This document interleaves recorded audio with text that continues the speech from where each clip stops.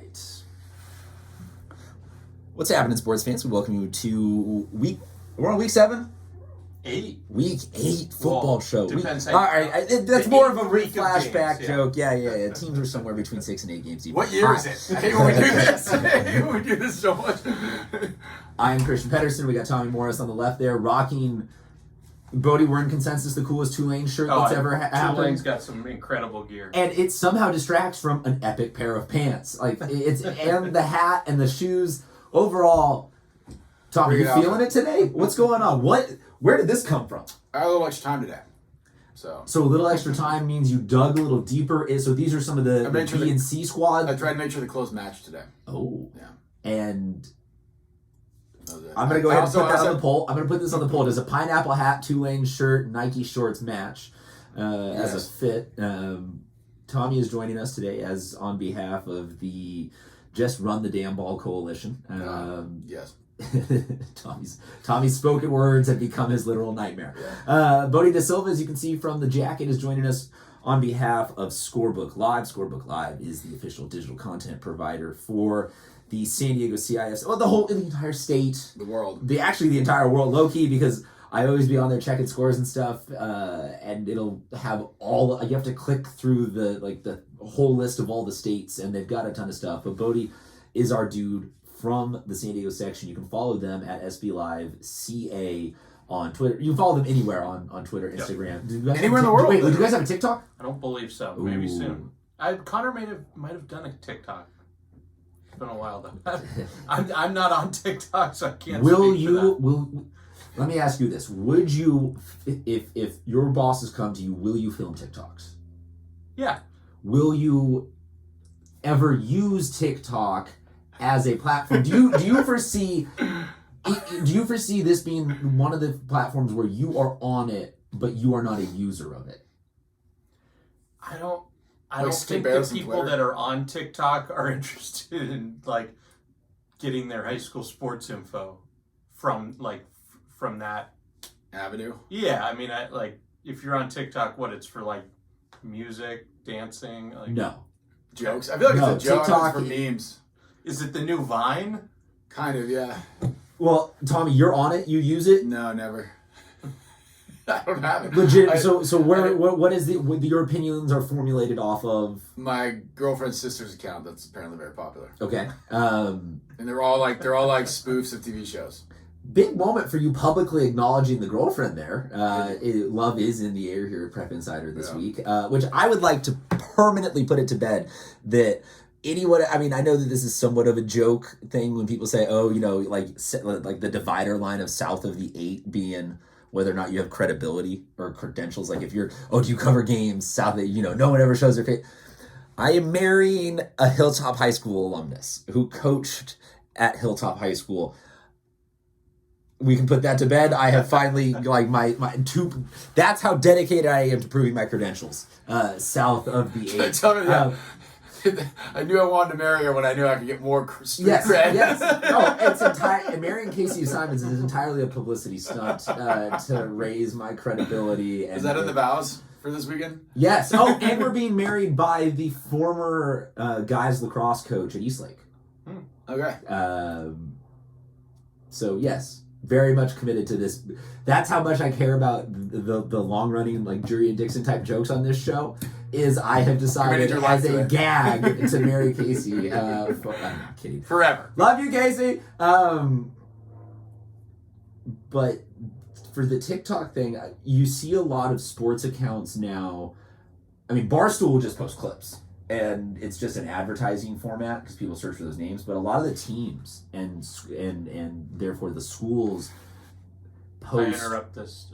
Tingler's been fired. Oh! Boom, baby! I thought he was fired 4 days ago. I mean, yeah. I think a lot of Heyman fired him last Friday. I think a lot of the TikTok is now that teams have so much internal media producing their own stuff, it's become funny, mic'd up type moments and like Tommy said, memes, but memes internally done like Lamar Jackson type. We'll post a clip of him saying something, we'll post a clip of him rolling right, but then we give him eagle wings and he flies over everybody in a poorly done animation style. So it's I think now that just everyone has cameras everywhere, and people who are cool and know how to edit on Premiere and stuff, it's just become the outlet for we don't need to get advertising on ESPN to be famous anymore. We just need one of these days to blow up. A 25-year-old, to catch a good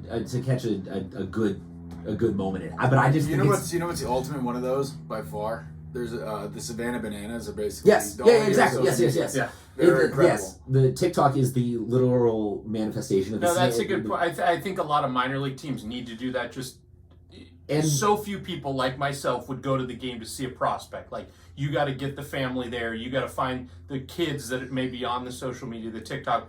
What's the giveaway? What's the promotion that night? Like, can the kid get on the field to play with the mascot? Like, what's the deal to bring the family out? And I know that overall, this is not really having anything to do with high school sports, and it goes a long tangent from you, but I think it's boomerish to say, you sound like a boomer when you're like, I would post TikToks, but I wouldn't go watch any of them, or whatever that social media would be, because of, hearing the generation before us lament about having to do Twitter. I don't like my Twitter account, I just have to post on there for the show. I don't ever check it. No idea what that sound was. Want to get to some top 10s? Yes. Quick bang through those real quick. Yeah. Tommy, we always go with you first, so Bodie, we'll go with you this week. Ooh. Yeah, so I know Tommy likes to go 10 to 1. I'll keep my 1 to 10. For me, it's still Cathedral Catholic. Looked really dominant. I figured they'd beat Madison. That's not a huge shock there, but they really dominated them 52-6, Western League opener. And it's against a Madison team that I still think is pretty good. I moved them out of the top 10, but they're definitely quality enough. So Cathedral stays impressive there against San Diego section opponents. Carlsbad at number 2. They hung on there. They were down 2 touchdowns to start the fourth quarter. Julian Sayin, as he does, such a special talent. That was the best game you've been to in a while. Yeah, that was exciting. Last second touchdown there to Josh Davis. Lincoln's at number 3. Mater Dei Catholic rolls again. Second straight shutout there at number 4. Mission Hills, I was impressed after the bye week. After losing their quarterback, they go on the road to Oceanside. Big win there up at number 5. Torrey Pines impressive against Carlsbad. I did drop them a spot down to number 6. Scripps Ranch continues to stay undefeated. They're up at number 7. Mount Carmel, once again, another team that stayed undefeated. They did finally give up some points. It'd been a while, but went on the road and opened up with a league win against Vista. Helix in at number 9, and then I have Poway at number 10. They got a league win over Del Norte. So Poway, Mount Carmel, I think a couple weeks from now, maybe that's a top 10 matchup that before the year we wouldn't have thought. I had to hold in that sneeze because I didn't want to interrupt the... I appreciate it. Yeah, I caught it. I ate it. There will become a almost borderline gag reel of the physical detriment that this show causes you. The intern steps on your balls. You having to internalize a sneeze. I inhaled it. Tommy's a champ, man. Tommy? Yeah, I'll go 10 to 1, and I've got a couple on here that where it's one new team and then a lot of shifting after last week because I'm now ready to shift them around a little bit because I feel like wins and losses that we got at some point. Even if you win, you can go down a little bit. So number 10, we have Madison. As you mentioned, the tough game against Cathedral. Had to keep them in the top 10 because most teams in the county would lose 52-6. So I don't really take that as that bad. La Costa Canyon, they played a couple teams outside of San Diego. Now they're playing more. I guess the rest of their games are all within section. I think we're finally going to see how good they are because they had some tough out-of-section games. Number 8, Mission Hills. 7 is Scripps Ranch. I've still got Helix at 6, Torrey Pines at 5. Those stayed there. Mater Dei stays at 4 as well. Carlsbad goes all the way down to 3 for me. I expected a little bit more out of them in that game against Torrey Pines. Lincoln goes to 2, and Cathedral bumps all the way up to number 1. So now we have a consensus number 1 at the top. Deal. The numbers didn't change rapidly week to week on those power rankings, so I don't need to go all of the division by division again like we did. We'll check in with that maybe like week 9 and give you guys another show. Yeah, minimal movement. I mean, look, people are going to freak out. It happens. Yeah. But I do think that last week felt a lot of chalk. It just felt all chalk winning, and the statistical market corrections are starting to happen. But I do think that all eyes are on Scripps Ranches. Like that D2 race is fun. Yeah. That D2 race will be the one that, to me, has the most week-to-week impactfulness of someone could stumble and fall, someone could play spoiler, someone could dynamically move from 5 to 2. That one's going to be the one I'm really watching closely. You guys want to do a couple of game predictions before we get out of here? Yeah. Bodie, did any of these conflict with yours, or are we good on all of them? I'm good. I had such a bad week, I didn't know where I'm going. Hey, every week is a new opportunity for something fun.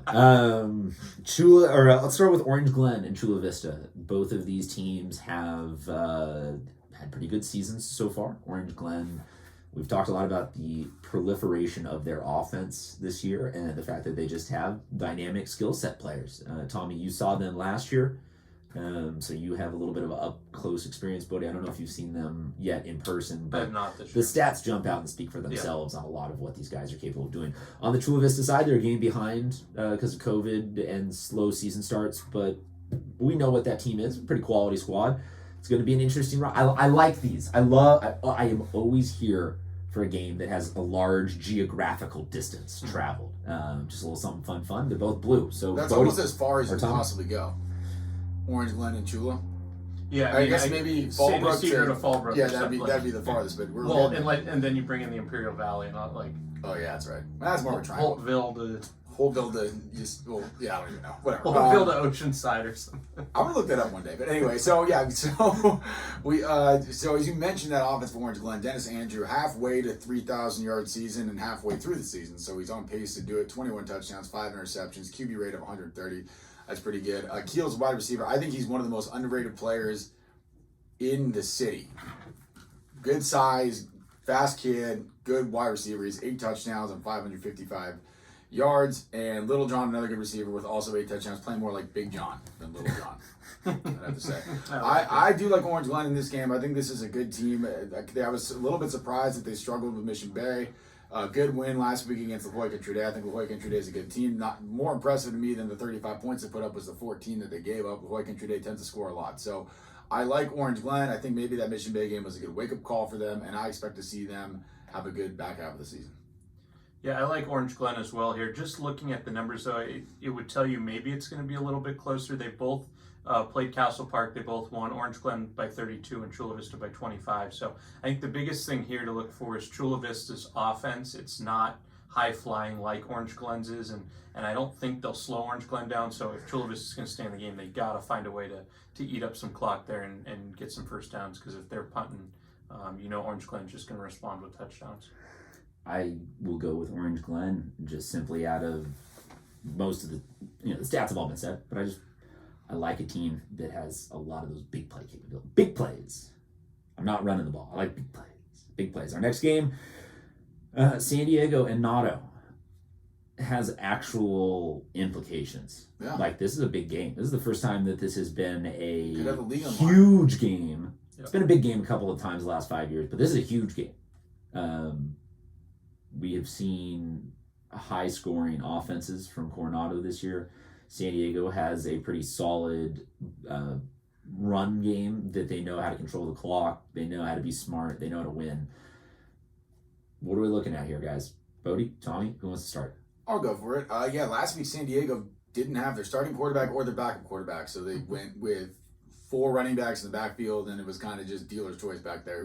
Pretty much whoever got the snap was going to take it and run. And against a good University City team, and just showed a lot of heart. And defensively played extremely well, and I think that's going to be the key to this one. They did a good job of controlling the game clock, controlling the ball, and controlling the tempo, and played very well defensively. I think another stellar defensive game from them. We'll see what happens quarterback position-wise. I don't know if anyone's, this isn't the NFL. We don't get injury reports, so it depends who comes back. That'll depend on how many points they score, but I could potentially see a shutout here for San Diego High School playing Coronado, and it's tough to lose when you give up 0 points. Whoa. So, holy hell. Yeah. So you're taking the under on that game. I'm taking the under. Whatever the under's under. Yeah, this one I definitely wouldn't have said before the season. They're coming in a combined 11-2, and really looking at the City League, I think it's interesting there. Patrick Henry off to a 1-0 start as well, but I will go Coronado at home. Got to pick a little bit different here, but I also do think low scoring is the way we'll see here. So let's say Coronado 17-14. Ooh, do you love a 17-14 game? You never go wrong with 17-14, no matter what way you end. That's one of those moral victory games where even if you lose, you won. I will go Noto. I like they're at home. They're starting to figure this out. They got a couple of big enough guys that, run those mid routes well enough that somebody will always be open to at least get a check down too in that offense. RBV and San Pasquale up in the North County. This is a good game. Yeah. I mean, Bodie, I know you said not necessarily your highlight-worthy week with marquee matchups, but I think that also has a lot to do with there are teams this year that are sneaky good because we're not in the recent run of years used to saying their name a lot this late in the season in terms of the context of like they're in it. Like this is a significant game for RBV in a way that we have not seen in a while. San Pasquale has been to some really, really good starts, but this seems like a test now for them that is they win this, you go, ooh. Yeah. Contenders. Same with Notto, same with True. Like, it's just a different set of teams that are, you look at it and you're like, whoa, they're good this year. They're real. So what do we got here? RBV San Pasquale. I think we've got really good offenses on both sides. And good shoes on the sideline. Yeah. And good shoes on the sideline.